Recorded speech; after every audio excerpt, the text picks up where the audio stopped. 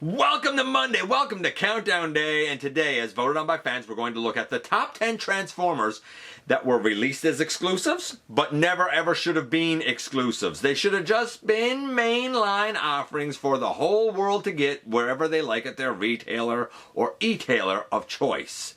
But that's not what happened. They were exclusive in one definition of the word or another. Top 10 exclusives that never should have been exclusive. That's our focus this time around in the latest GotBot Counts Down.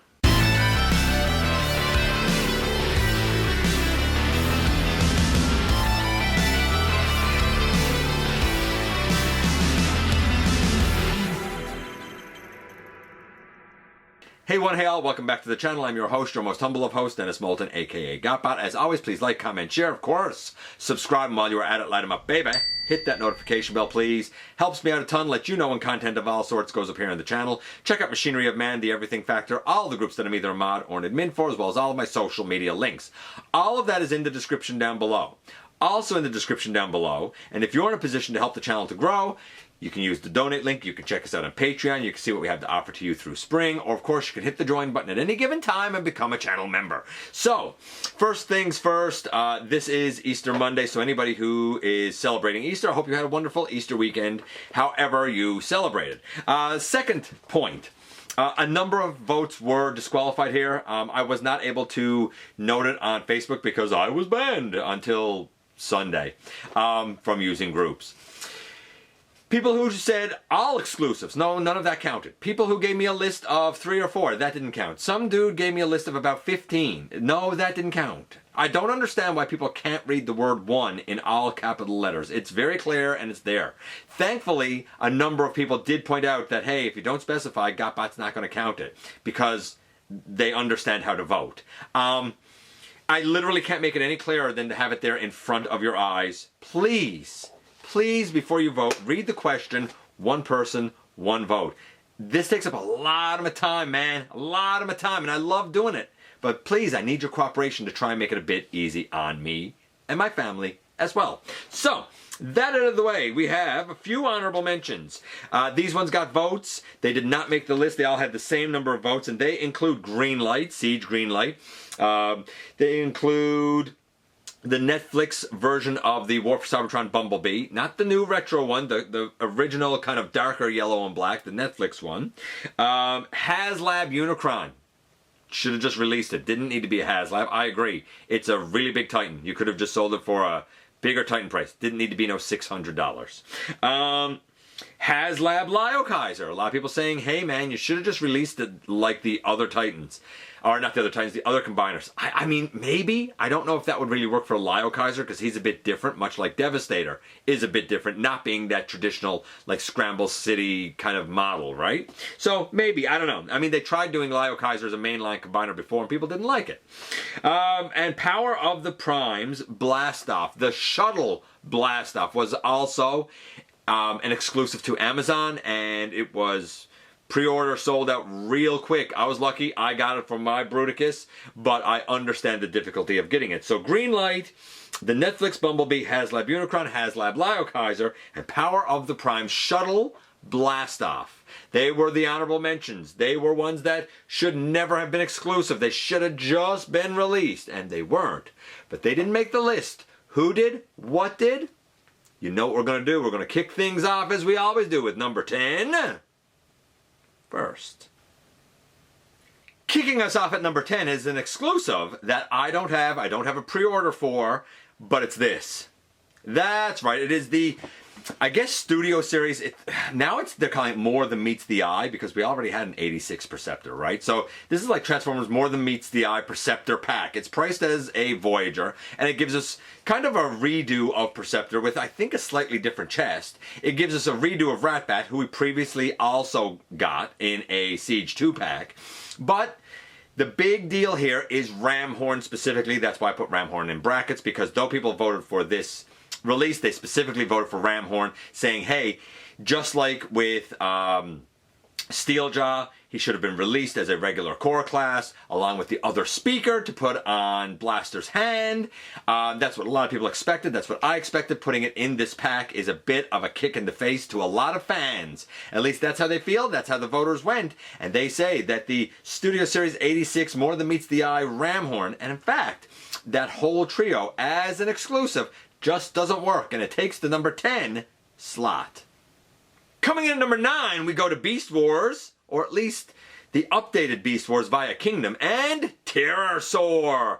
Yes, this is the Terrorsaur that came in the 2-pack with Sideswipe, I think it was, Mirage, something like that. I thought he came in a 2-pack. Maybe he didn't. I know he was Golden Disc, and I know he was an Amazon exclusive. I know that he was difficult to get, and when people heard, whoa, whoa, whoa, he's going to get a toy accurate deco, it's okay, everyone was happy. And then we found out, boom, that also is going to be an exclusive via Buzzworthy Bumblebee. And then there was the Takara one, and I heard that that was a Takara Tomy Mall exclusive. He was a main character in Beast Wars. He was right up there with Waspinator, Scorponok, Megatron. Why would you make all of them available to the masses and then make this guy an exclusive? It never made sense when it happened. It doesn't make sense now. I really hope those that missed out on Terrorsaur get an opportunity to get him just through regular retail. Make life easy. Make collecting easy. Terrorsaur takes the number 9 slot. Coming in at number 8, we have Earthrise Thundercracker, and I'm so happy. This is an example of exactly how voters should vote. He came out in an exclusive 2-pack. I can't remember what the subline thing was called now, but I know he was with Skywarp. Of course, that's a multi-pack. There's more than one. The rule is one person, one vote, so pick one of them. Which one did you want more? And those that voted for Thundercracker explicitly said, since I can only pick one, I'm going to pick Thundercracker because I like Thundercracker more. I get that. Why would you put out Starscream, the leader of the Seekers, as just a mainline, regular release, and then make the other 2 main Seekers an exclusive? It's bad enough that it was an exclusive to Target in the US. Here in Canada, it was an exclusive to Toys R Us. Our entire province, which is made up of part of the mainland of Canada as well as an island, has one Toys R Us. I saw a grand total of 2 cases. That means our entire province got 16 of those Seeker 2-packs, and that's it. That's all. And it wasn't enough. I'm so glad that we are getting 86 versions, which I assume will be a repaint of this. I'm guessing. I don't know.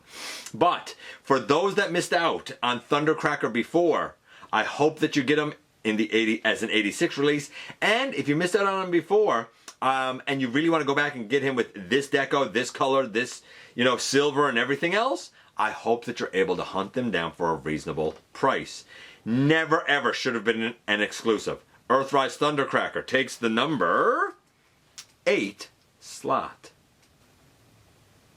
Coming in number 7, we go with one that I don't really think is so much an exclusive, but it's sort of an exclusive. You'll see what I mean because it's this. The Earth Mode Hound. Now, I think some people got a little bit confused here and looked at things in multi-packs that were released or looked at things that were hard to find and gave them votes even though they weren't exclusive. Now, it's possible that in certain countries, perhaps the 5-pack of selects was an exclusive. I heard that it was a Target exclusive in the States. I can't confirm that. I'm not American. I don't know. I know it wasn't an exclusive up here. It was just a hard selects bundle, I guess, to find.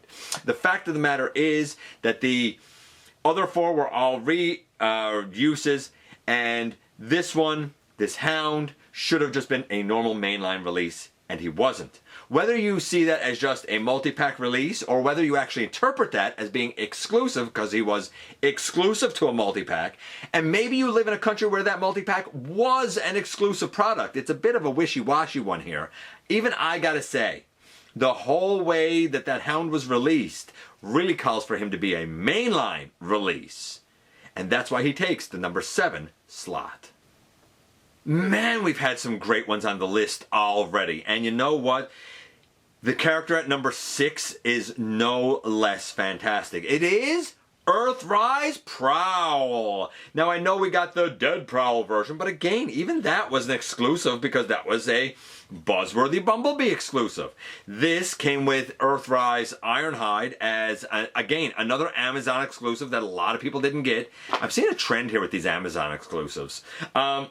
I did some custom work on mine. I'm very, very happy to have him. This is the version that I wanted of him. I wasn't in on the Siege one. I didn't like the alt mode at all. I wanted Earth mode versions. And when we got Blue Streak and Silver Streak and Smokescreen, you know, I mean, Prowl was a no-brainer. As soon as this came out, I did not hesitate for a second. I was lucky. But you know what? I shouldn't have had to be lucky. Neither should you. Because this guy, along with Ironhide for that matter, both should have been separate individual mainline releases because both of them were very prolific characters in Transformers. No, they're not fringe. No, they don't deserve to be exclusive. They deserve the limelight, the spotlight, and a mainline release. Earthrise Prowl, I reckon he's due for a re-release. And he takes the number 6 slot. And now a hush falls over the crowd because we've reached the ever-coveted, ever-popular halfway mark. And I love the one at the halfway mark. It got the votes even though it has subsequently gotten a wider mainline release. It was this. That's right, it was the Buzzworthy Bumblebee Studio Series 102 Rise of the Beasts Optimus Prime. And a lot of people said that they had trouble finding it in Target in the US. Outside of the US, a lot of people said, look, he was not abundant. Or we didn't get him at all because we don't get anything that's Target exclusive. Or, for example, here in Canada, that meant that he was a Toys R Us exclusive. Subsequently, he has gotten a release, or at least a pre-order. I don't know if the actual release has happened yet. As a normal mainline Studio Series offering, which I think he desperately needed. But the fact that his initial release as a main character in the movie, as the leader of the Autobots in the movie, the fact that he was released as an exclusive rubbed a lot of people the wrong way. I'm really happy that he's getting the wider release he so richly deserves, but he should have had that all along. Making him a Buzzworthy exclusive, just not cool. And that's why he takes the number 5 slot. Coming in at number 4 was an Amazon exclusive with this. That's right, it is the Siege Skywarp. Now since then, Skywarp also has pre-orders and a reissue up. Again, I don't know if it's still exclusive. I know that it was originally an Amazon exclusive, which was really weird here in Canada because I actually saw the set subsequently at GameStop along with the Alpha Strike Squadron set. So both Phantom Strike and Alpha Strike started out as Amazon exclusive here, but it didn't stay that way. It became GameStop exclusive. or GameStop carried it, I should say. I don't know what it's like where you live in the world, but I do know it started out as an exclusive. And after getting a mainline Siege release of Starscream, after getting a mainline Siege release of Thundercracker, why they took Skywarp and made it an exclusive, I don't know. I don't know why they did it with the old Deluxe when he was packed in with that Ultra Magnus. I think there was a BotCon one, possibly. The Earthrise one was also part of a 2-pack. That was an exclusive. Luckily, there's an 86 version of that coming out. But, like, that'll be the first time that I can think of that a Skywarp isn't exclusive. And you know what? The Siege one shouldn't have been an exclusive. And for that reason, it takes the number 4 slot. Number 3 is another example of a character that was probably destined to be on this list because he never should have been in an exclusive. And while he has subsequently also gotten a reissue in the main line, the fact that we had to wait this long for it to happen is criminal. Of course, I'm talking about Cosmos. This, of course, is the Speedia... Was it Velocitron Speedia 500 Cosmos? This is the actual Walmart exclusive one. I was lucky to get this one and one more for a friend of mine. Only ever saw those 2. Then in Legacy United, we finally got Cosmos reissued. Although that being said, because it was the tail end of Legacy United, he was still not abundant. I have not seen that last wave of Legacy United at all, let alone any more Cosmos. I'm glad I got mine. I'm glad he had a reissue. But you know what? I think he was due for a reissue anyway, and if the original had not been exclusive and just a regular release, I still think he then just like him now, would sell like gangbusters because it's a fun, functional, fantastic little mold. Cosmos never should have been an exclusive, and probably if he's ever done again should never ever be an exclusive. And he takes the number 3 slot. Coming in at number 2, we have another Target / Toys R Us exclusive via Buzzworthy Bumblebee with Thrust. Again, the same arguments as before. You done the cone heads with this mold. You made this guy an exclusive to Target via the Buzzworthy Bumblebee line all by himself. Was very difficult to find. And then you made the other two an Amazon exclusive. And in Canada, they never, ever, ever, ever came.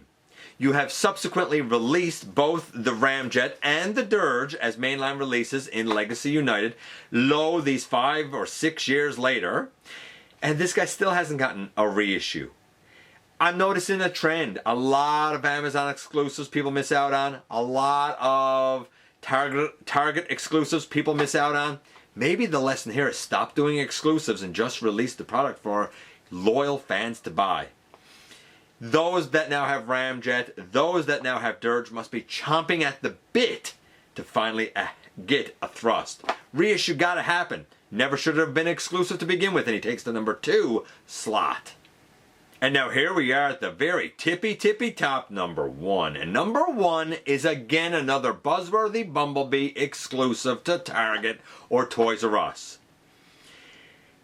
And I agree with this one. When it was first announced, I was like, that's insane. Why are you doing it this way? And it's Earthrise Runabout. Why did you put Runamuck out in the main line? And some places said they barely saw Runamuck. I'm not going to lie, I saw tons of Runamuck. He was everywhere. He was a shelf warmer here. And I think the reason he was a shelf warmer here is because a lot of people said, why am I getting one half of that duo when the other half hasn't even come in to our Toys R Us yet? I can't recall now if I got mine from Toys R Us or if it was sent to me from Target in the US. I was very, very lucky. I think I got mine from Toys R Us though. Very, very lucky. I saw very few of him. Probably even less than I saw of Thrust, and I didn't see a lot of Thrust. Absolutely should be reissued. Some people have said do him and Runamuck as a 2-pack. No, stop that. Just have both of them be reissued in abundance in the main line out at retail. Because guess what? If you're doing one part of a team, you should do all of a team. And if you're making one part of a team easy to get, make all the team easy to get. Runabout takes the number 1 slot. And man, there you go, 10 down to 1 once again for Transformers that were released as exclusives. Never ever should have been exclusive. Some of them since have gotten reissues, which is nice. But maybe they never should have been exclusive to start. Grotesque got votes, Dark of the Moon, Skywarp, Studio Series 86 Cliff Jumper. That was a Buzzworthy Bumblebee one. Origins Wheeljack. The Earthrise Skywarp, even though it didn't get the same votes as the Thundercracker. Bug Bite. I can't remember if Bug Bite was exclusive or if that was just a selects release. Siege Ratchet, Super Megatron, kind of the same sort of thing. Siege Ratchet, by the way, was a Walgreens exclusive in the US. The G1 Mail Away Reflector and the Reconnaissance Pack Reflector. So the G1 was a mail away, the Reconnaissance Pack, at least here in Canada, was a Toys R Us exclusive. Transformers Prime Cliff Jumper in that multi-pack that I think was an Amazon exclusive. What else do we have? HasLab Victory Saber. Transformers Prime Ratchet? I didn't know it was an exclusive. Galactic Odyssey Barricade, again an Amazon exclusive. Earthrise Ironhide, an Amazon exclusive. The Reformatting Galvatron. I don't know if that was an exclusive again. I feel like it was. I feel like it was an exclusive, but I don't know how it was an exclusive. I don't, like, it was the Behold Galvatron set. Pulse exclusive maybe? I'm not sure. Nautica was an exclusive multi-pack release back in Titan's Return. Toxitron Sideswipe, apparently he was hard to find. The King Poseidon set, that was exclusive to Takara. Hasbro never released it, so it was immediately hard to get. Legacy Nova Prime started out as a As an exclusive to Amazon, that's getting a wider reissue now as well. 86 Blaster was an exclusive, and War for Cybertron Netflix Soundwave. Those and even more. Let me know if your favorites made the list, didn't make the list, didn't get a mention. I appreciate you guys coming by, giving me some of your extremely valuable time. I do know how important it is to you. If you are in a position to help the channel to grow, you can use the donate link. Check us out on Patreon. See what we have to offer to you through spring, or of course hit the join button at any given time and become a channel member. While you are at it, hit the subscribe button. Stick around, have some fun with us here on the channel. And don't forget, not for a moment, not for a second, that you right there, you do make a difference in the world. And I look forward to the next time that you and I get together to have another visit, either in the live streams on Thursday nights, at the stop motion premieres, or the old fashioned way right here inside the videos.